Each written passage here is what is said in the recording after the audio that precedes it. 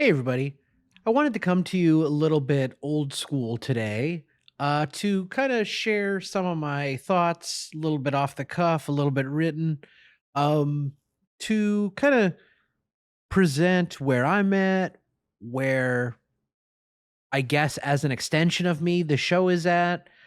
Um, yeah, I don't know. Maybe that's too much ownership of myself over the show where it seems like my presence isn't even necessary in a way. I think I, for many listeners out there, could be swapped out for anyone.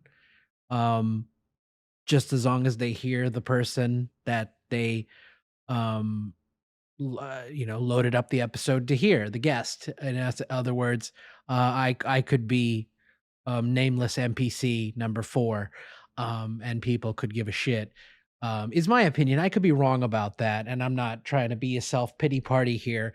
I just think that's the reality of the show, which I guess is fine. That's not, not great for my ego, but fuck it. Nothing ever has been that I've tried. So that's besides the point. Um, I just wanted to share some of my thoughts around, I guess, myself and the show, in a way I guess I haven't been able to during the guest interviews, or at least not clear enough maybe. Maybe not the puzzle pieces are too far apart. Um, or maybe I just haven't expressed it, which is also very possible. But the point is, in some ways, this show has become a curse to me because of the sort of reality that I think, a lot of straight male fetishists who are into domination, who are into femdom specifically and into farting even more specifically. I think, there's not really much non monetized connection to be made there for us, for the straight male fart fetishist into female domination.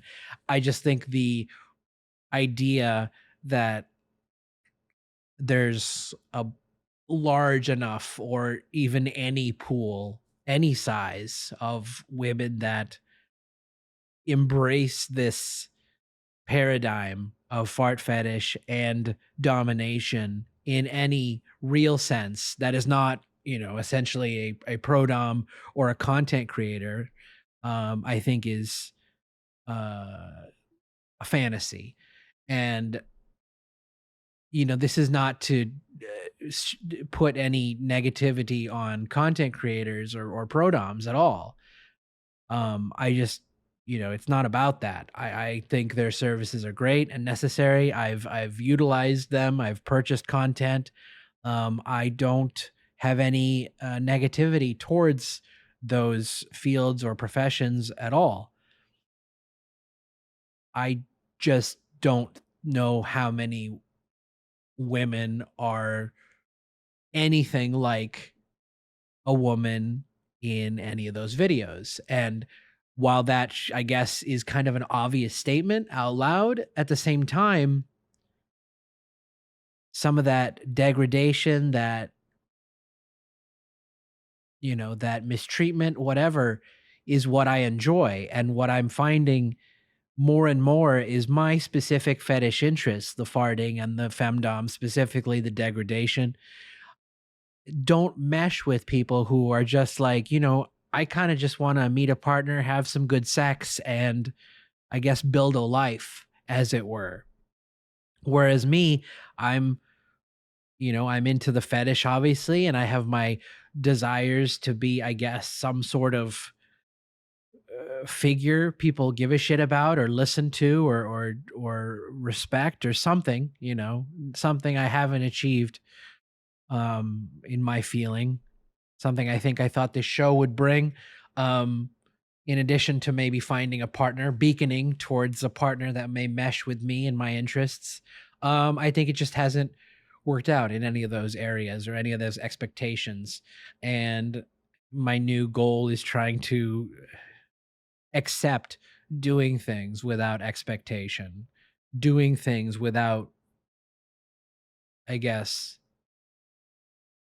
putting everything on the end goal being achieved, or any goal. Honestly, any goal is being achieved. It's the funny thing, you think sometimes like, oh, you have a goal, you have something in mind, oh, but you fall into something else, so you fall into something else. It's so easy to just fall into something else when you have your mind on something. And I just haven't found myself falling into something else, or falling into something that, oh, that fits you perfectly, or oh, that's that's where I should have been, or that's what I should be doing, or whatever.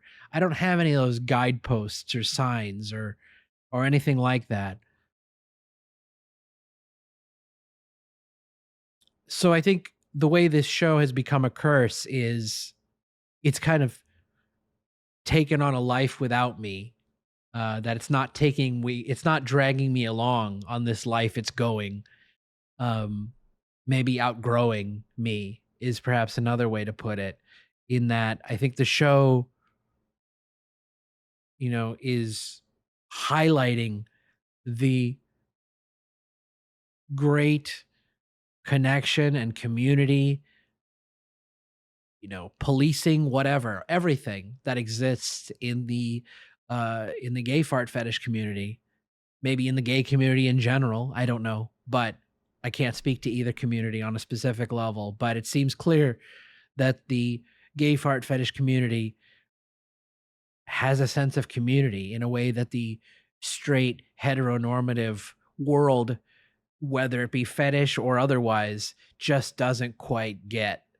Not quite there. This is why I find myself relating mostly in kink and polyamory circles. Like, I don't know if I could actually be polyamorous other than beyond like having a kinky play partner and a more romantic partner, maybe an asexual romantic partner, as it were, seeing as I'm, mostly asexual, that other than the fetish, other than the femdom and the degradation aspects, that I don't have a lot of other sexual aspects about me. Like, sure, I love cuddling and kissing and all these things, but any other kind of like penetrative sex or whatever for me is performative. It feels performative. Feel it doesn't have an emotion or an impact or like a, oh my god, I'm really enjoying this to me.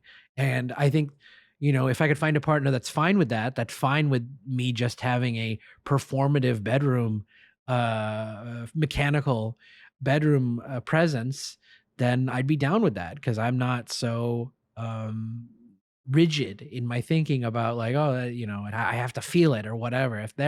If they're down with me not feeling it, then fuck it, use me, I guess. I mean, I that's what I enjoy anyways. But the point is, like, I think in my dating experience, not as limited as it may be, like, I think people are just looking for a partner. And kink is not, for me, kink is everything. Kink is all my sexuality. Kink and fetish and farts, and it's everything. It's everything to me. I can't orgasm. I can get hard necessarily in certain situations, but I can't orgasm without like some kind of dominating fantasy in my head at the very least. And I know that's maybe TMI. You didn't need to know that. But at the same time, I think it illustrates what I'm trying to get at is I guess my rigid thinking, my rigid being, my rigid existence, the sexual interests I have being so rigid don't mesh with,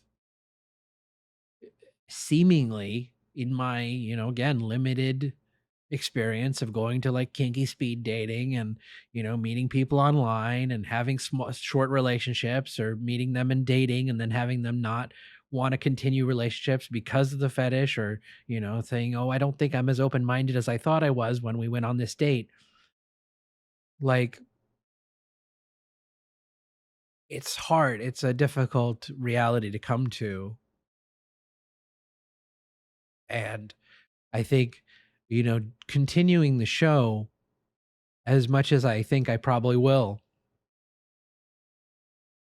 is really hard, because it's basically just like, come come into my home, my podcast, and tell me about all the ways you're connecting and building community and growing, and I'll send you on your way again, and you can go out back into the world while I continue to kind of wither in isolation. Um, whether it be from the lack of heterosexual community or partner community, on a interpersonal level, or having someone by my side, as it were.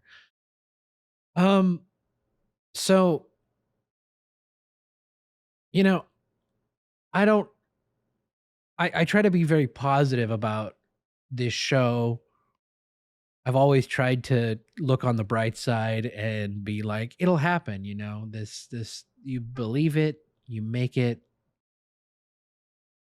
um you can make it happen. You can find the person, just by being true to yourself and believing in yourself, and finding the value of yourself and holding that value, and then showing that light to others. And I still believe all that. um but I think at a certain point, what you bring to the table also comes into play. And I guess that's what this is really about. um as much as this is a pity party for, I don't think I will find a way to bring more to the sexual table, my own sexual table, as it were, for a partner. I encourage you, out there listening, if you are listening, if you have um, any interests outside of the fart fetish, outside of domination. This is specifically, let me go back and say, this is specifically for, I think, people who are into fart fetish and domination, specifically with females, female fart domination and fart fetish, because I think that puts us, the many men that do enjoy it, I think that puts the many men that we are, myself included, into a very small box that includes almost zero women, if not zero women, practically zero. Let's say, what do you call it? There's some kind of science term that I don't know. I don't know enough science. I'm just bullshitting at this point now. Um, yes, uh, but I think the men that are fart fetish fans and into female domination are are self-isolating. Basically, they are pushing themselves away from 99% of people. And that's not me giving a real statistic. That's just me saying my own experience is, most people do not relate to having a fart fetish. Understandable. But I think if you have a fart fetish, they could be like, okay, I could see some value in that. I've heard of people normalizing pissing and things, golden showers. It's happening. These things are happening. But there's a big difference, I think, between someone being like, "Oh, a fart fetish, how novel! I could, I'm cooking dinner and I could fart," and you're like, "Oh, look how hot that is," or whatever. It's obviously not how people do sex, but this is obviously why I have no partners. Probably, it's like, "Oh, yay, you did it!" Sorry. Uh, my point is, having a fart fetish is one thing. I think that is, it's obviously an oddity. It's going to put you on the outs with a lot of women. But I think if they really like your personality, kind of as KT shared with us here, it's like he's already in with these women. They want to have sex with him. They wanna have relations with him. Whether that be, because he's a comedian, because he's smooth, whatever, he's a cool guy, he's a good looking guy, whatever it is, they see his value in the sexual marketplace. They want to have sex with him, and he brings the fetish to that transaction. I don't mean to call it a transaction, but if we boil everything down to stats and numbers and whatever, transaction. But like, I'm just saying that interaction is already established. these KT has an established rapport with someone, whether it be, for a brief time or a longer period or what have you, and sharing his fetish with someone who already has a comfortability with him. So the barriers are already down. And of course, that's helpful. Like building a relationship with someone before you share it, but not too long. Obviously, don't wait. But like, you build a rapport and then say, like, hey, you see like your relationship is unimpeachable. Like nothing's gonna end this relationship. Let me drop you some knowledge. Let me tell you something about me that you may not expect. Um and I think people will surprise us in being able to accept us and appreciate us for who we are once they know who we are already. Once they've established a good rapport with us and a relationship with us, I think they will give us the benefit of the doubt, and hear us out. But my point of saying all that is, I think fart fetish, that can be more acceptable, if it's just like, you just like farts, you can have them during sex, you could, doing just during in general life or whatever. Having was a weird word, but like they can happen during sex, they can happen during regular life, whatever. There's not a restriction on them. They're just like farts. You're just kind of like, they happen. um when you dial down into the more specific areas of like domination, uh, and then even more specifically, as I am, into degradation, I think you run the risk of just you're over filtering, I guess, as it were. If you think of it like a dating app or whatever, like fart fetish, you're already filtering out 90% of people. Like you had domination, that's probably already 9% now more you've eliminated. So now you've basically eliminated yourself to 1%, and then degradation, you're out. You're basically out of the game. There's nobody left who enjoys that. And my point, I think, is I think women who enjoy fart fetish and domination, that is to say giving fart fetish, not necessarily receiving, but that women who enjoy like performing the fart fetish, being the top, as it were, the dominant, and being a female dominant, I think is limited. I think having the fart fetish is plausible, possible, or acceptable. It's something that they may not have, but I like you, I'll accept it. I like you, so I'll accept you because this is part of you. I think that's very plausible. I think a woman who is a dominant, without a fart fetish at all, very possible. Yeah, very possible. Dominant women. I think it's more rare. I think it's typically, this is me talking out of my ass, so don't take this as a statistic or anything. But in my experience, most women who explore kink generally start on the submissive side. They don't jump into being dominant. And I think women are not as prominent in kink as men exploring. I think, it's more typical for men to feel like, oh, there's nothing, nothing can harm me. Let me go explore this interest of mine, where women have generally more concerns about safety and exploitation and what have you, that are, obviously right, proper things to concern themselves with. So I think that does limit some women's entry into the kink world. But I think that's changing. But I think generally women that enter the kink community want to generally explore a submissive side, a more hands-off or more like dominant, more things are done to me role, rather than I do things to you role. Um Again, this is just my experience, my travels in talking with people and going to like kinky speed dates, seeing the blank stares as I tell people about my fart fetish and female domination enjoyment, my enjoyment of degradation. Um, yeah, I mean, there's something to be said maybe about my own advice of like, well, let people get to know you first. And it's just like, sure, it's true. I do agree. At the same time, I don't know. I don't think what I enjoy is gonna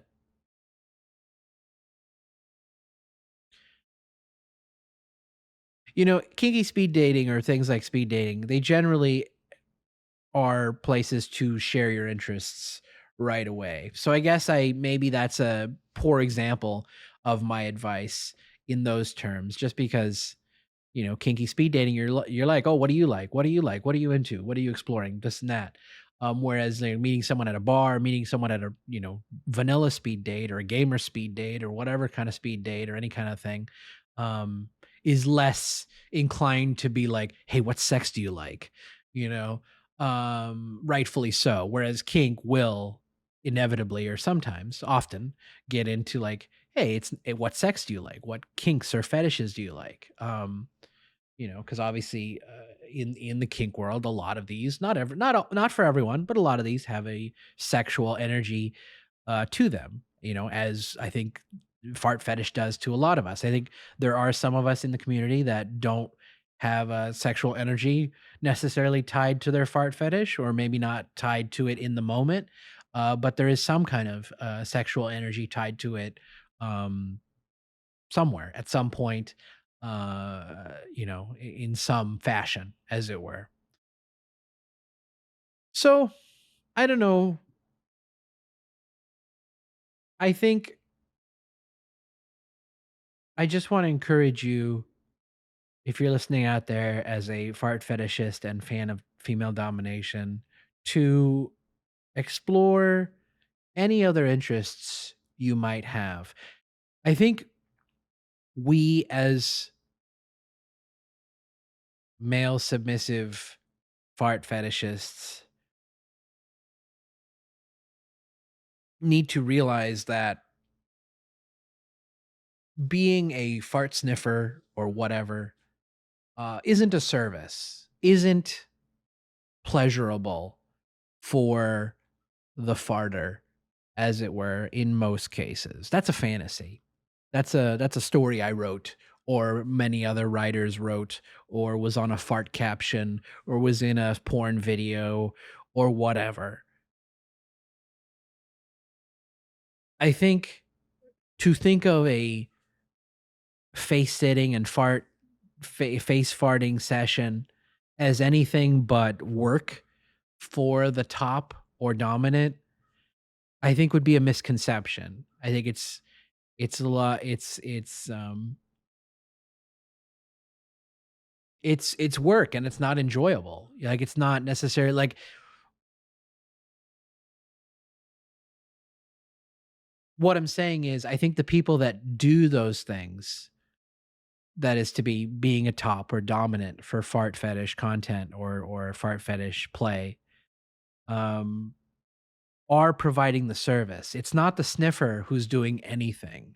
The sniffer is the passive person. And as much as I think maybe male submissive fart fetishists might think like, oh, I'm doing them a good favor by, sucking up the dirty air so they don't have to, or whatever, that's not a real thing that occurs in life. I mean, you might have a couple of one-offs of people who do enjoy that with their partner or what have you. But I think that in itself is a fantastical situation.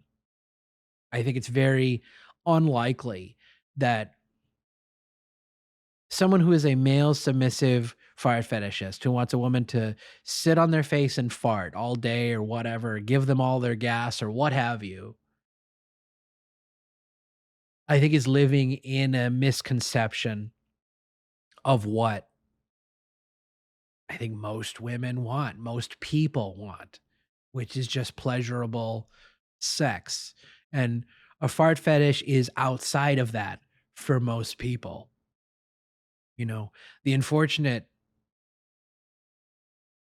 thing, I guess, for me is that it's everything. I don't have another interest. I don't have another sexual thing that turns me on as much as this does, or even at all, really. This is all I got. So I fear in many cases that I'm just going to be and remain alone in this, for at least as far as partners go. Hopefully, maybe the heterosexual side can build a better community and this won't feel so isolating, to not have a female partner who's as gung ho and into farts and things as much as I am. But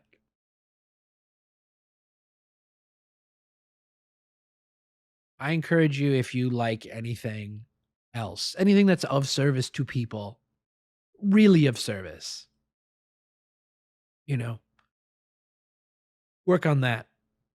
If it's kind of a vague interest, but you might think you could build it, build it.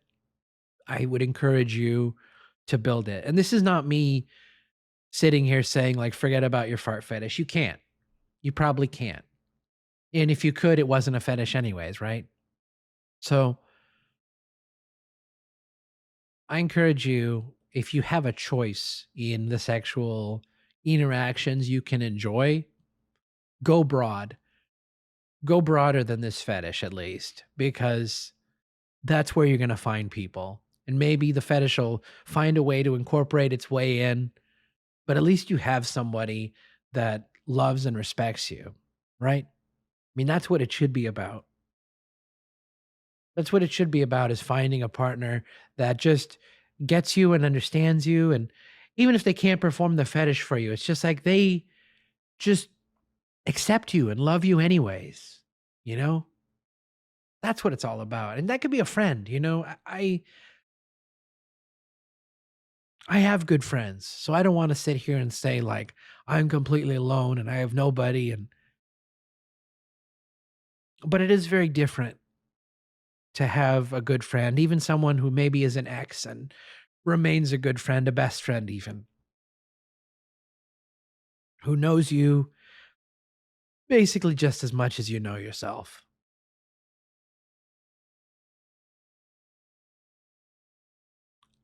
It's a little different having a partner in that. Someone who really, really jives with what you say.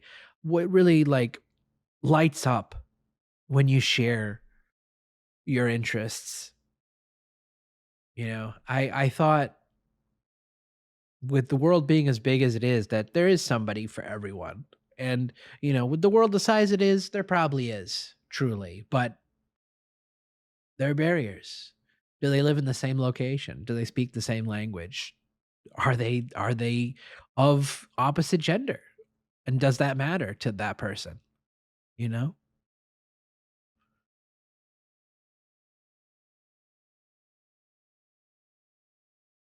Have your dreams and fetishes and kinks, and just keep them practical. Keep a good head on your shoulders about what people want and what people find pleasurable. I think a lot of us in this fetish suffer from the,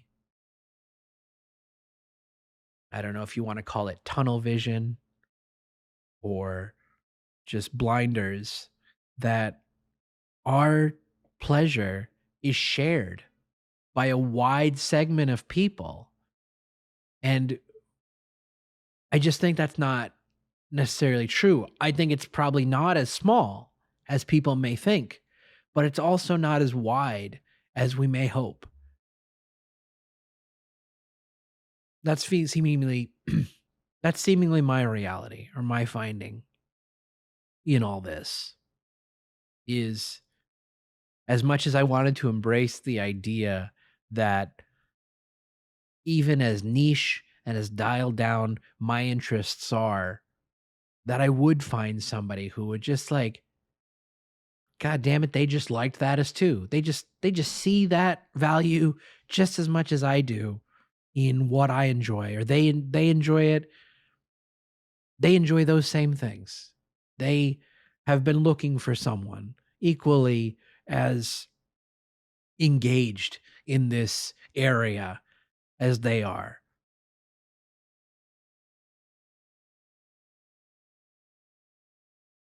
And I thought, with time, we keep going, and maybe I'll keep that little candle burning, that little birthday tiny flame burning, that it'll come. But I think my brain at this point has mostly given up on the idea that this person will materialize. Um, you know, I expected a lot, I think, out of this show to persuade change in a way that, why would I expect it? Because I'm no figure of note. I'm nobody.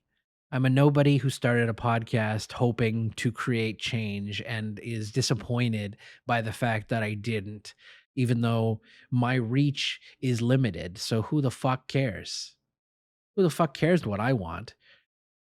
Now, Mr. Beast, he hosts the fucking Fart Fetish Podcast, and people are going to be like, oh my God, you go off, King. You're a genius. I fucking love you. But it doesn't matter. And Mr. Beast would never be doing this anyways. Mr. Beast is tied up in his own content creation hell of his own making. But the point is, you may hear my love for this show waning in real time. Um, so just, I guess, keep that in mind, maybe, as we go forward with this show, um, mechanically, as it were, which is my way, which is what I enjoy. Um, yeah, I think I've said all I wanted to say for this update, as it were. I think I tied it all together, in a package, hopefully. But really it boils down to, I think, um, I had expectations for this show. Um, I had, ideas of grandeur, I guess, delusions, and they didn't pan out. And while, they still could, maybe. I mean, let's not pretend I'm the only person saying these things. Like, I'm just a person saying them. There's probably podcasts and people and whatever of note that are saying very similar things to I am. And people are liking those comments and agreeing and thinking the world should be different. So I take some pride in that. Um, I hold some regret that I'm not among figures of give a shit about, you know? That's always been kind of my cross to bear, I suppose, ever since trying to get into media at all.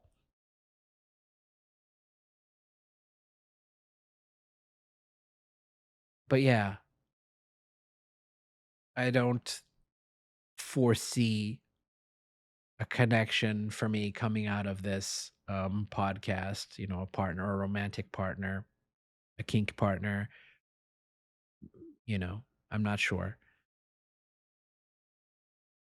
I don't think so though. Um and I'm also, bitterly as it may be, elated at the positive connection that's coming into the gay fire fetish community, or that already existed, predated the show. And this is just highlighting it now, putting it on display, giving some of the best people in that community um, a voice and ability to reach people and share their stories and their struggles and their message. So I guess that's what I'm here for. I guess I'm here to be the selfless, nameless host of a podcast for other people's community, one that I don't particularly find myself a part of or taking place in. So that definitely fueled my thoughts and desires to broaden or expand the show as I had shared ideas about on Twitter. But I'm not sure if I even want to do that. I'm not sure I care enough at this point. Um, Beyond, this fetish. I enjoy talking to people within this fetish. I do think we are um running into a bit of repetition. I think, you know, we've run the course of experience to the point where, you know, some people's experience can be summed up by other people's interviews or what have you. And that's not me saying or diminishing anyone's story or anyone's experience here. I appreciate and love all the guests that have come on the show. All I'm saying is, I think there's part of the show that feels stale. Um, and maybe it's me. Maybe it's me as the host, unable to experience the growth of the show. It's growing without me. It's growing outside of me. And I'm not growing. I'm not getting to experience or grow in the way the show is maybe moving on beyond me. So maybe that's something to consider and talk about with the community. See if the show needs to go into other hands or if I should just keep doing this and finding the joy in it somewhere. Um, yeah, yeah, it's funny. It's funny to do another episode like this, like kind of like the first one where I'm just kind of bitter and angry the whole time. I know I didn't maybe express it with a lot of yelling or raised voice. I think I'm kind of beyond expressing anger that way for the most part anyways. uh and frustration. I think maybe it's all not even anger anymore. Maybe I've gone through the steps of grief and it's come to some kind of place of acceptance or bitter acceptance at the very least. um yeah, I don't know. I don't know, but I do appreciate you listening. If you did listen to this episode, I presume you probably didn't. um you know, just my assumption. It'll probably be one of the lowest listened to, but hopefully not. Hopefully, and what does it matter? Who cares about my stories and struggles and whatever? Like we all have our own struggles and stories and bullshit of our lives that it just doesn't work out the way we expect it to, and we just keep going, right? We just keep hoping, or we make changes, or we keep hoping that something will change. We have some reason to believe that staying on the course will yield some result, or we accept we cut our losses, accept the result, and walk away, make a change. So we'll figure that out as I go forward with the show. But I again appreciate you listening, appreciate you being here for the podcast.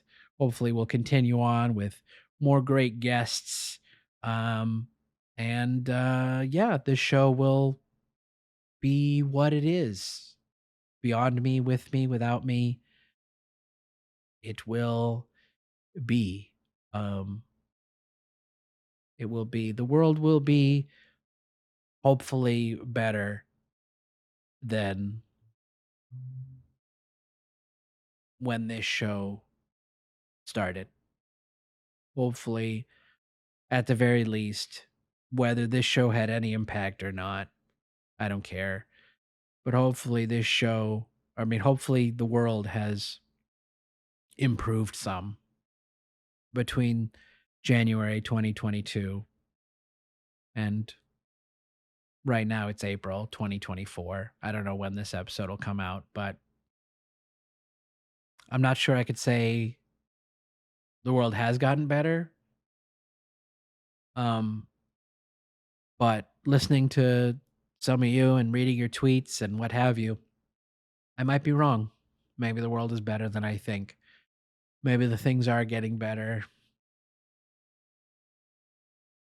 You know, this show deserves a host that has hope and pride and faith in the future. So I don't know. I don't know if that's me. I'll see you on the next one.